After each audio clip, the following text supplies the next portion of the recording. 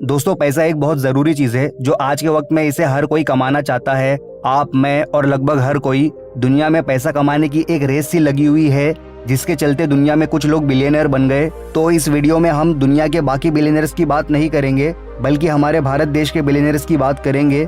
2020 की इस कोविड महामारी में बहुत से बिजनेसमैन सड़क पर आ गए और बहुत से बिजनेसमैन ने रिकॉर्ड तोड़ कमाई की है।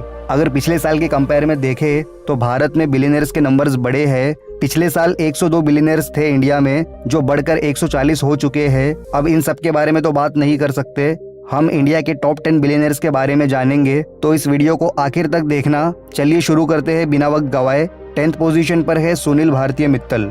ये एक एंटरप्रेन्योर, फिलैंथ्रोपिस्ट और फाउंडर है, जो चेयरमैन है भारतीय एंटरप्राइजेस के।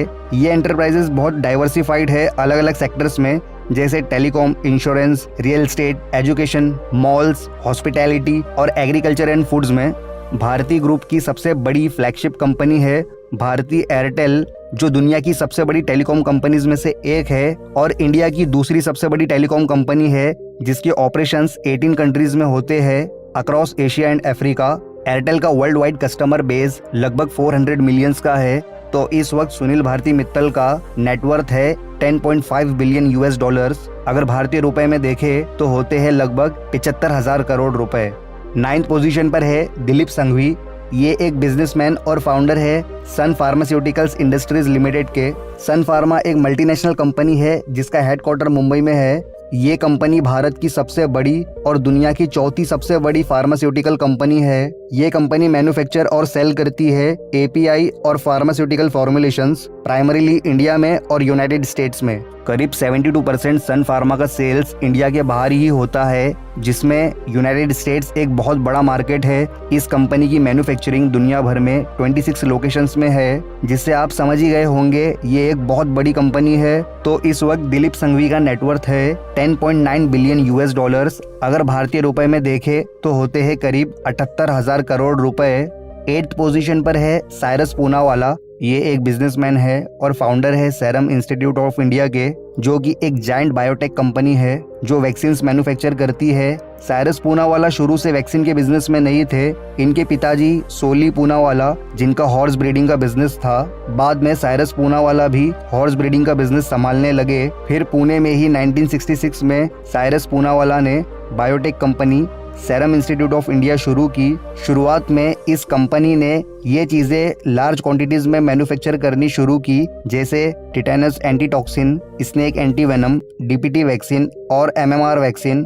फिर इस कंपनी ने और दूसरे बैक्टीरियल और वायरल इन्फेक्शंस की वैक्सीन बनानी शुरू की, कॉम्बिनेशन वैक्सीन्स, इन्फ्लुएंजा वैक्सीन और मेनिंगोकल वैक्सीन। 2014 में इंटरनेशनल वैक्सीनेशन प्रोग्राम्स चलाने वाली ऑर्गेनाइजेशंस जैसे UNICEF, World Health Organization, Pan American Health Organization, इन सब ने सेरम इंस्टीट्यूट ऑफ इंडिया की वैक्सीन्स यूज करना शुरू कर दी, क्योंकि ये वैक्सीन इंडियन मेड होने की वजह से दुनिया की बाकी वैक्सीन्स के कंपेयर में सस्ती थी। फिर 2016 में इस कंपनी ने रेबीशील्ड नाम की एक वैक्सीन बनाई, जिससे रेबीज को टैकल किया जा सके। रेबीज जानवरों के काटने से होता है। 2020 में ये कंपनी दुनिया की सबसे बड़ी वैक्सीन प्रोड्यूसिंग कंपनी बन गई, जो एक साल में 1.5 बिलियन वैक्सीन प्रोड्यूस करती है, मतलब 150 crore vaccine. Serum Institute of India को अब साइरस पूनावाला के बेटे आदर पूनावाला संभालते हैं। ये इस वक्त चेयरमैन, प्रेसिडेंट और सीईओ है।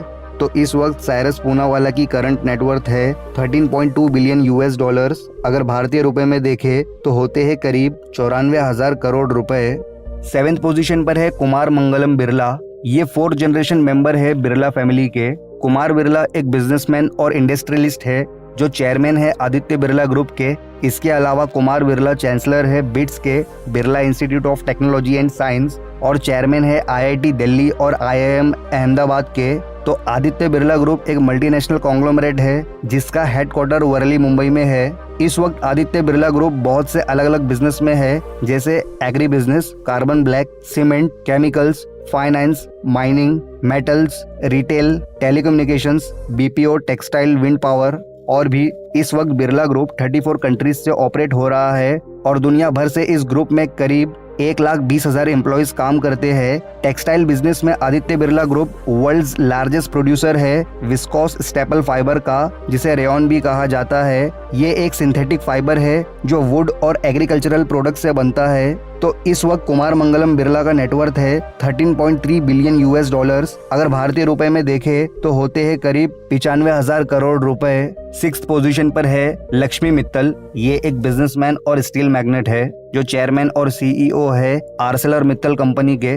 आर्सेलर मित्तल दुनिया की सबसे बड़ी स्टील मेकिंग कंपनी है और लक्ष्मी मित्तल इस कंपनी के मेजॉरिटी स्टेक्स होल्डर है। आर्सेलर मित्तल में इनके 38% स्टेक्स है और इनके 20% stakes Queens Park Ranger FC में भी है। ये एक फुटबॉल क्लब है जो कम्पीट करता है ईएफएल चैंपियनशिप में। इसके अलावा लक्ष्मी मित्तल गोल्डमैन सैक्स में मेंबर है बोर्ड ऑफ डायरेक्टर्स के। आर्सेलर मित्तल कंपनी का हेडक्वार्टर लग्जमबर्ग सिटी में है। ये कंपनी का annual steel production 92.5 million metric tons है जो दुनिया में सबसे ज्यादा है। तो इस वक्त लक्ष्मी मित्तल का नेटवर्थ है 14.9 बिलियन यूएस डॉलर्स। अगर भारतीय रुपए में देखें तो होते हैं करीब 1,05,800 करोड़ रुपए। 5th पोजीशन पर है उदय कोटक। ये एक बैंकर बिजनेसमैन है जो एक फाउंडर, मैनेजिंग डायरेक्टर और सीईओ है कोटक महिंद्रा बैंक के। कोटक महिंद्रा एक प्राइवेट सेक्टर बैंक है। इस फाइनेंशियल सर्विस कंपनी को उदय कोटक जी ने 1985 में शुरू किया था, पर इस ग्रुप की फ्लैगशिप कंपनी को रिजर्व बैंक ऑफ इंडिया से बैंकिंग लाइसेंस फरवरी 2003 में मिला, जो आज मार्केट कैपिटलाइजेशन के हिसाब से इंडिया का 3rd लार्जेस्ट बैंक है, जिसकी टोटल 1600 ब्रांचेस है और 2,519 एटीएम्स है। तो कोटक महिंद्रा ऑफर करता है बैंकिंग प्रोडक्ट्स और फाइनेंशियल सर्विसेज कॉर्पोरेट और रिटेल कस्टमर्स के लिए अलग अलग सेक्टर्स में, जैसे personal finance, investment banking, life insurance और वेल्थ मैनेजमेंट। तो इस वक्त उदय कोटक जी का नेटवर्थ है 15.9 बिलियन यूएस डॉलर्स। अगर भारतीय रुपए में देखें तो होते हैं करीब 1,13,000 करोड़ रुपए। 4th पोजीशन पर है राधा किशन दमानी। ये एक इन्वेस्टर और बिजनेसमैन है जो फाउंडर है डीमार्ट के।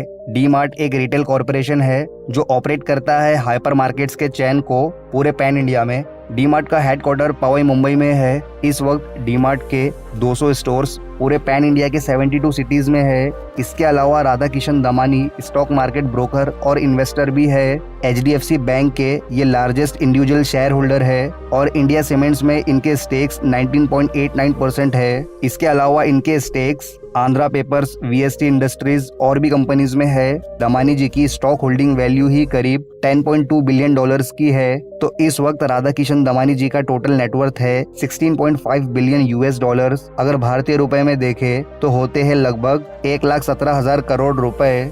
3rd पोजीशन पर है शिव नदार। ये एक बिजनेसमैन और इंडस्ट्रियलिस्ट है जो HCL टेक्नोलॉजीज लिमिटेड के फाउंडर और चेयरमैन है। शिव नदार ने HCL कंपनी मिड 70s में शुरू की थी, जो आगे जाकर IT हार्डवेयर कंपनी बनी और फिर IT एंटरप्राइजेस पिछले 3 दशकों में। तो HCL टेक्नोलॉजीज एक IT services and consulting company है जिसका हेडक्वार्टर नोएडा उत्तर प्रदेश में है। इस कंपनी के ऑफिसेस पूरे दुनिया में कुल 32 देशों में है, जिनमें यूके, यूनाइटेड स्टेट्स, फ्रांस और जर्मनी जैसे देश है। इन देशों में इस कंपनी के R&D सेंटर्स, इनोवेशन लैब्स और डिलीवरी सेंटर्स शामिल है। दुनिया भर से HCL में करीब 1,60,000 एम्प्लॉइज काम करते हैं। शिव नदार अब चेयरमैन नहीं है। इनकी बेटी रोशनी नदार इस वक्त चेयरपर्सन है HCL टेक्नोलॉजीज की। तो इस वक्त शिव नदार का नेटवर्थ है 26 बिलियन यूएस डॉलर्स। अगर भारतीय रुपए में देखें तो होते हैं करीब 1,85,000 करोड़ रुपए। 2nd पोजीशन पर है Gautam Adani.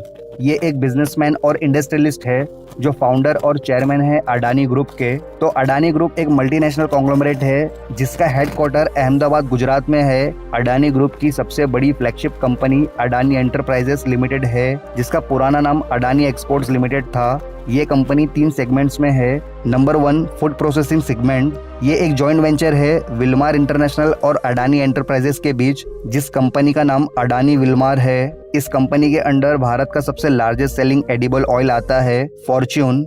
Number 2 airport operations segment. इसमें अडानी एयरपोर्ट होल्डिंग्स आता है, जिसके अंडर इंडिया के 8 एयरपोर्ट्स ऑपरेट हो रहे हैं, एक अंडर कंस्ट्रक्शन है। Number 3 road development segment. इसमें अडानी रोड ट्रांसपोर्ट आता है, जिसके अंडर इंडिया में रोड्स, हाईवेज, एक्सप्रेसवेज और टोलवेज के कंस्ट्रक्शन, ऑपरेशन और मेंटेनेंस होते हैं।